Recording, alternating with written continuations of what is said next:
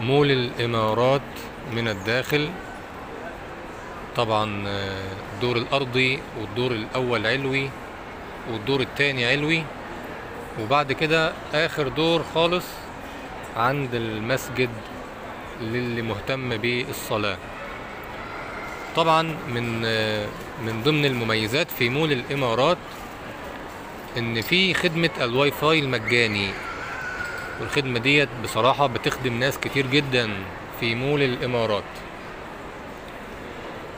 ده غير ان في كل المحلات ديت في معظمها، في منها محلات كتير جدا جواها خدمة الواي فاي المجاني.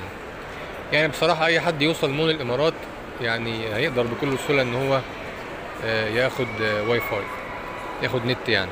طب ازاي تقدر تحصل على الواي فاي المجاني في مول الامارات في مدينة دبي؟ اول حاجة لازم تسطب البرنامج او التطبيق بتاع مول الامارات، هتلاقيه في جوجل بلاي، سطبه على موبايلك. وبعد كده اول ما توصل مول الامارات بتبدأ تفتح التطبيق، بتفتح بعدها الواي فاي من الموبايل بتاعك. هتلاقي جايب لك كده فري مول اوف ذا امارات، يعني مول واي فاي الامارات المجاني. اضغط عليها. الله اكبر الله اكبر. هيطلب منك الجيميل. الله اكبر الله اكبر. هيطلب منك الجيميل، وبعد كده تبدأ